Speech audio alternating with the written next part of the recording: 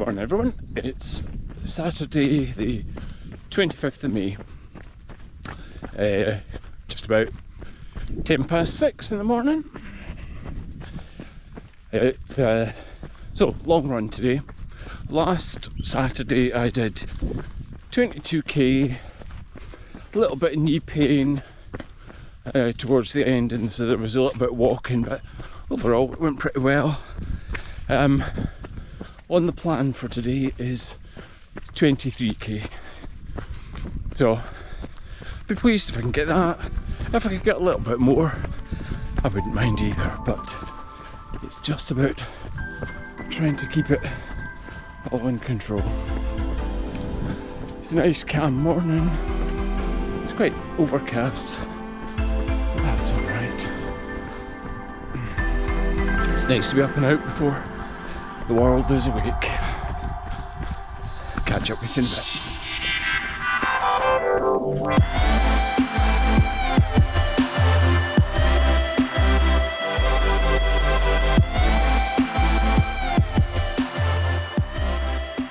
So that's me about a third the way in, just under 8 kilometres. Not setting a startling pace so far, 5:44. But yeah, everything's feeling alright. My knees certainly, I'm slightly aware of it, but hopefully we can keep that under control. Yeah, but everything else is feeling fine. Legs aren't feeling heavy at all, and just a nice temperature for running. A quick update on what's been going on since my last diary entry on Tuesday. So yeah, Tuesday had a really great run. 14k, really enjoyed it. Lovely and sunny. No knee pain. It was just everything I would want in a run, really, which was great. But I can slightly overate, and then Wednesday, which I don't mind running on, but I've got yoga and then kickboxing. I didn't eat well at all. I ate well, plus ate other stuff on top. I don't know what was going on really in my head, but I just got into a cycle of just keep stuffing carbs into my mouth. And then that's kind of on top of like the weekend. So on the Saturday we'd had pizza, which I love cooking pizza, and so there was lots of pizza and garlic bread and stuff. So I felt like an overeating Saturday, and then I was feeling quite kind of bloated all through the sort of start of the week, and I think that's kind of what was happening on Wednesday. Was I just wasn't feeling amazing, so I decided to have a little bit of an intervention. So I did a full day fast on Thursday. So the last thing I ate on Wednesday was when I got out of kickboxing at 9. I had a recovery shake, and then didn't eat at all until 9 AM on Friday. I had water, and one of the important things which I've never really done enough on when I've had previous fasts was I made sure that I put rehydration, sort of salts and electrolytes in the water I was drinking. So I drank loads of water, like probably 4 litres in the day. But I think I noticed that having the electrolytes made it feel a lot easier. So why fasting? Why did I choose that? Well, number of reasons.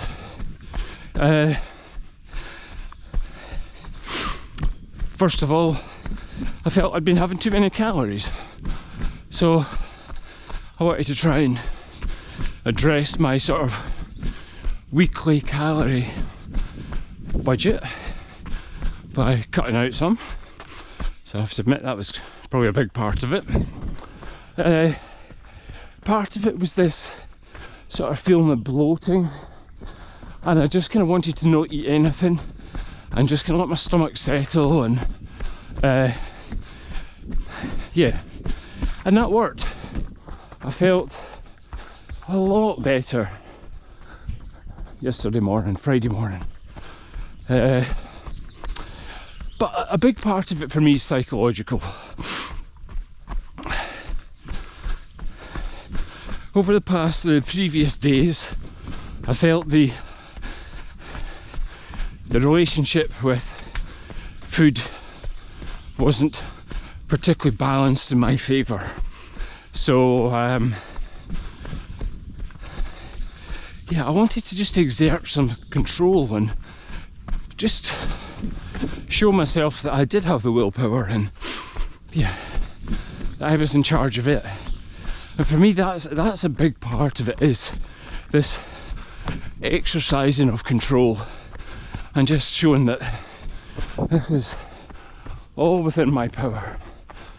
And just to reaffirm that is a big part for me, and psychologically I'm feeling much better for it.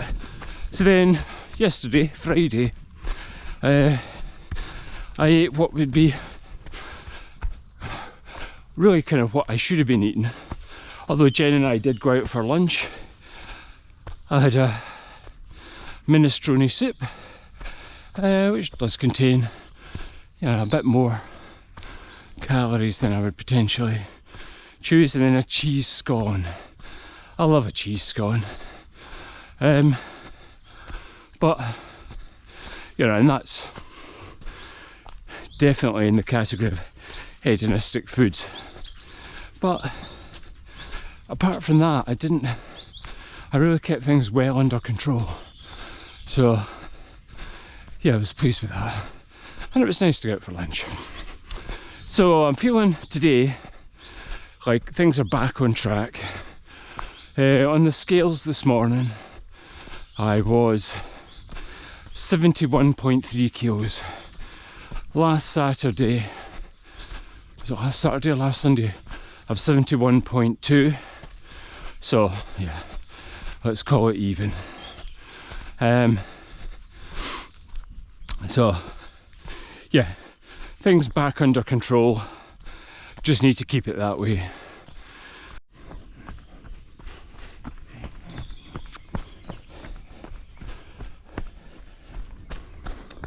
Another thing that's kind of objective in the run, which is kind of the same as last weekend, is fueling.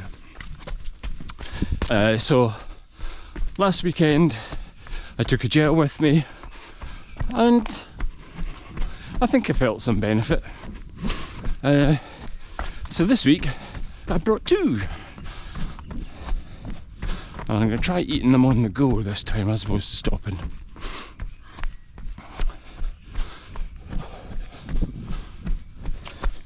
So it's a SIS gel.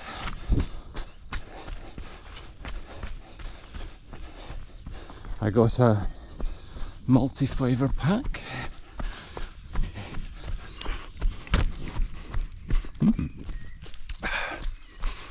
Oh, trails are a bit wet this morning with some really heavy rain over the past couple of days.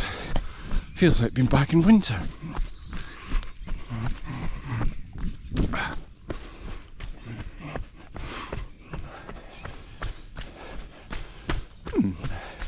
Gel's quite pleasant. Texture's fine. Wish I'd put spikes on for this bit, or at least trail shoes rather.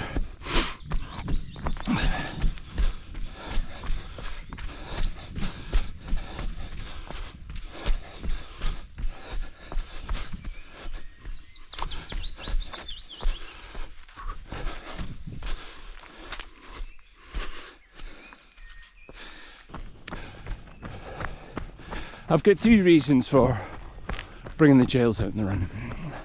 Number 1, I need to get used to fueling for the long run.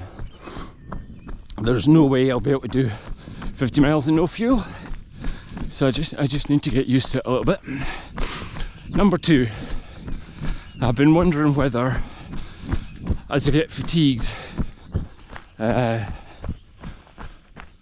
if that's causing the kind of knee pain because my muscles are getting a bit fatigued and not being able to kind of do what I want them to do.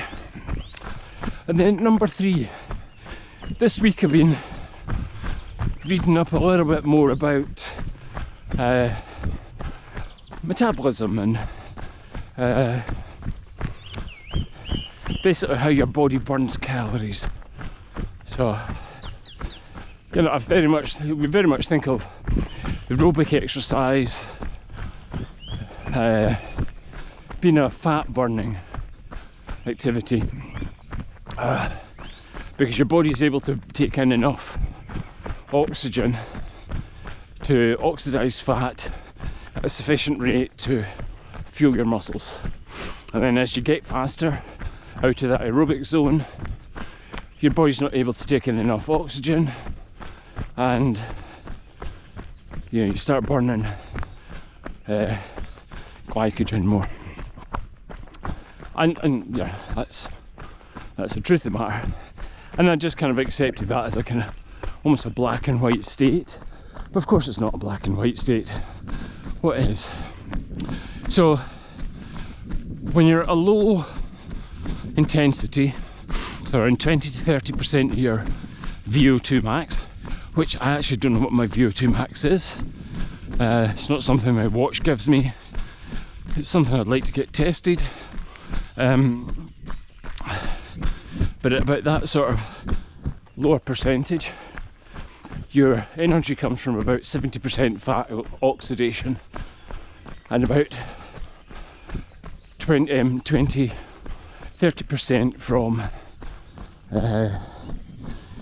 anaerobic metabolism, the glycogen burning. So, you know, you're always going to be burning glycogen. At no point are you exclusively burning fat. So I hadn't really kind of appreciated the numbers in that. So in these longer runs, and as I'm building up runs, I am likely getting into some serious glycogen depletion, even though most of it should be coming from fat oxidation. You don't get as much energy from glycogen, it's just faster. And, well, I've got plenty of fat stores, even at 11.7% body fat. So you don't store that much glycogen in your muscles and liver. So just understanding the science of fueling has been quite interesting. So here's the gels.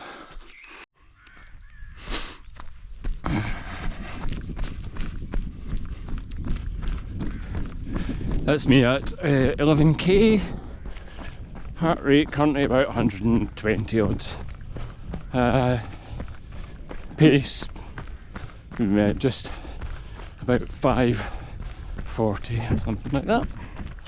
But yeah, everything's feeling pretty good. It's about 7:10.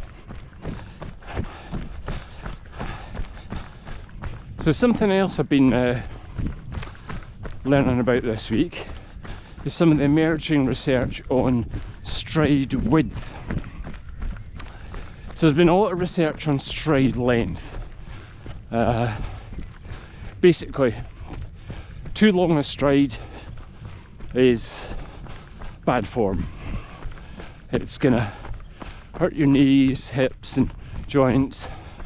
It's energy sapping, and it's just gonna biomechanically incorrect, because you end up sort of striding into your momentum. So much better to take shorter strides and more of them. You don't want to be too short because that's inefficient. So there's been a lot of documentation on not overstriding, but far fewer studies have been done on stride width. That's a bit farmy here.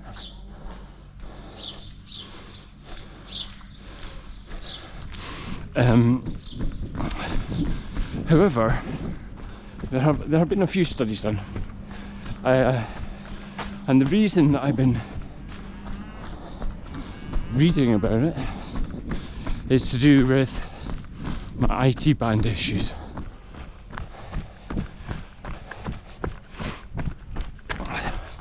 There is some thinking, morning cows, that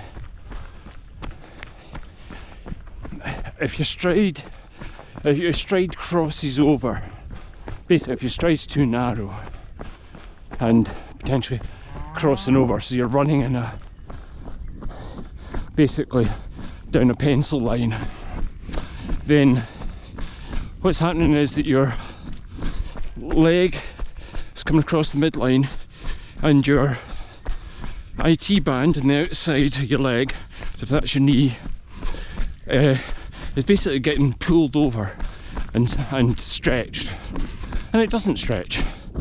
It's completely inelastic, and so that's then what causes the irritation, or certainly is a contributor to the irritation. So by having a slightly wider stride and basically thinking about what is the minimum amount of stretching you can put in the IT band, less irritation. But it's not just as simple as making your legs a bit wider. You can't just do that, not over a distance. You've got to train your body. You also got to work out, why is your stride narrow? And what pulls our legs out to the side, or what is called abduction, is our glutes and other muscles, but the glutes are the major ones. So it's coming back to glute strength again. Everything's pointing to my weak glutes just causing an imbalance, and yeah, just not striding right. So what am I doing about that? Well, Thursday morning, when I got up, I did a bit of a kettlebell routine, some squats, also did some crab walking with a TheraBand. So it's a big elastic band, so that goes around under the knees and you walk sideways. So walk sideways one direction, then back. I was doing that for 3 sets of about 2-3 minutes each on the strongest band I have, and boy does that make it burn a bit. But thankfully no DOMs from that, so I was worried that if I kind of overdid it then this morning I might be feeling it. So no,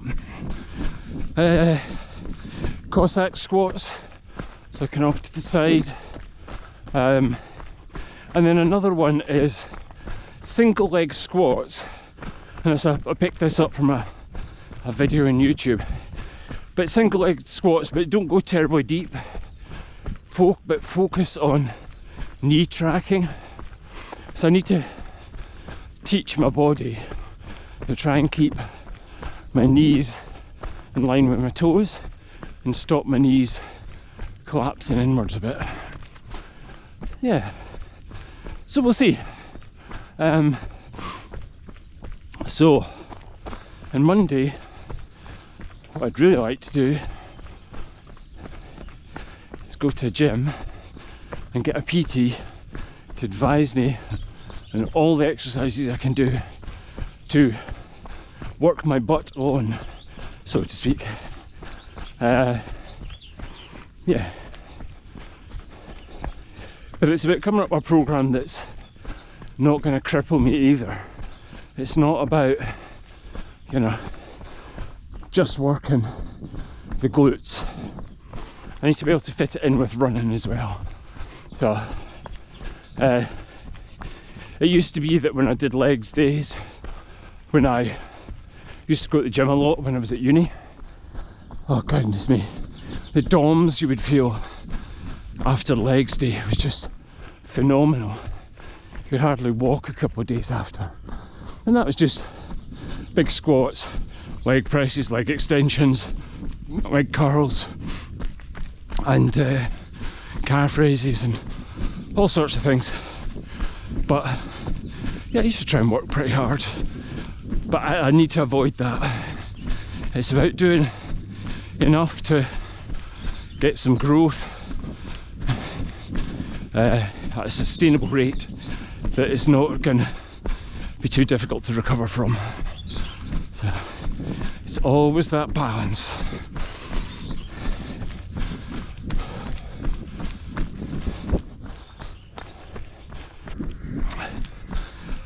It's back into Pittencrieff Park now. Park run will be starting here in an hour or so's time. I'll be home before then.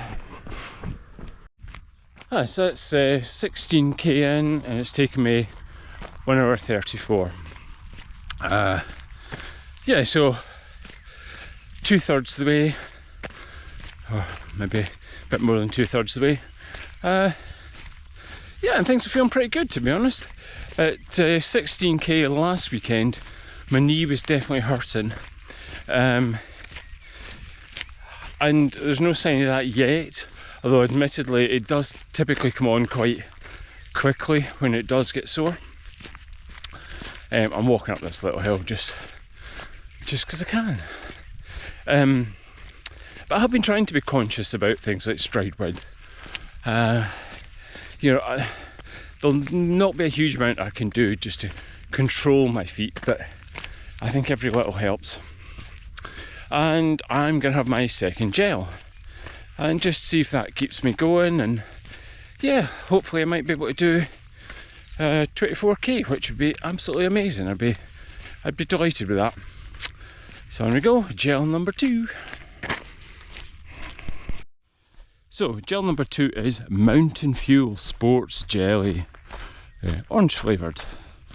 So 20 grams of carbs and electrolytes. Let's see how that goes.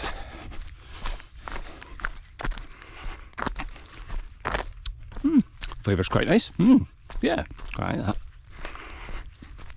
A slightly different texture to this SIS one,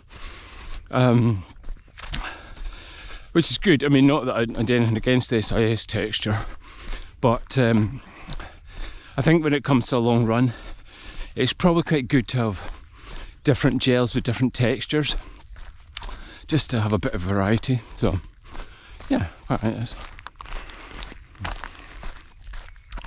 And ultimately, I know there'll probably be quite a lot of marketing hyperbole, but there's not going to be much a difference between many of the gels in terms of performance. They're all a sort of combination of fructose and sucrose, just so there's a balance there, slightly different carbs and probably some electrolytes.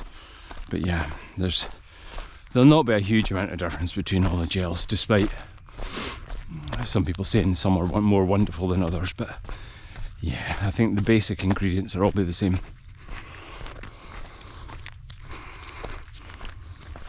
One thing that I've yet to really work out about fueling on long runs is protein. Now, you wouldn't really want to have anything too heavy, but there's some schools of thought that say you should have, you know, at least some protein over a long endurance event. To save muscle protein breakdown and just a different fuel source for your body. So yep, that's just under 17.5k. Knees are feeling pretty good. So today's route extension will take me towards Recede, then back along the main road. So it'll I can't remember how many k's this will add, but it should be alright. Yeah, so 24k is well within capabilities today, I think. Might be a little bit of a walk and an uphill, but I don't mind.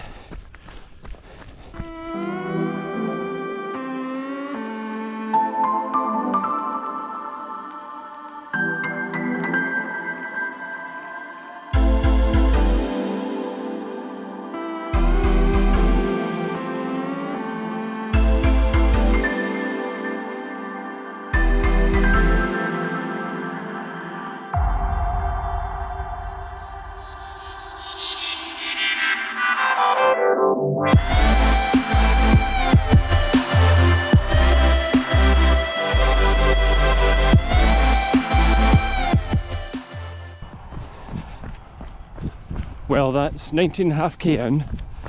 I can say my knee is starting to just give little twinges. So, but we're on the home straight.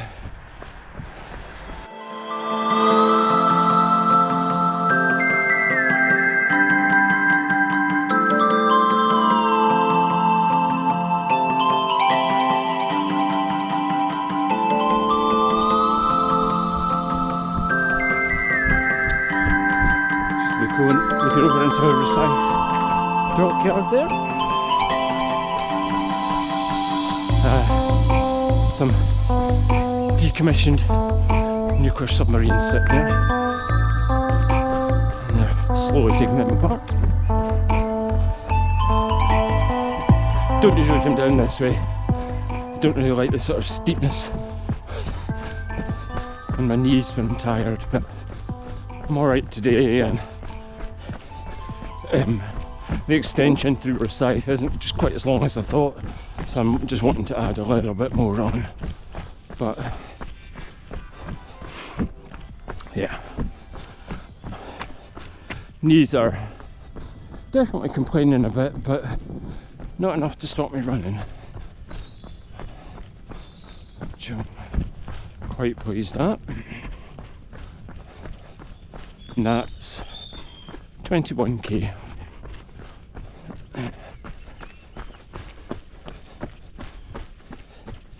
Nice to be on the final stretch. Interestingly, so I would say going down hills actually relieves the pressure on the knee. Uphill makes it worse, but also any kind of cornering, so any sort of lateral pressure on the knee makes the IT band sore. So I think that all just continues to point to hip flexors and all that sort of thing.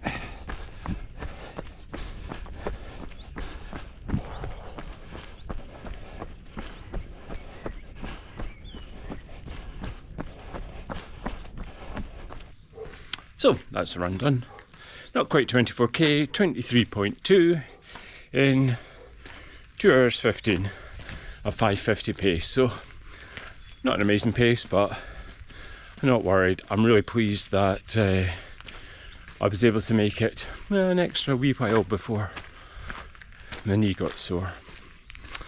So back home in time for everything else that's going on, and a stretch and a rest.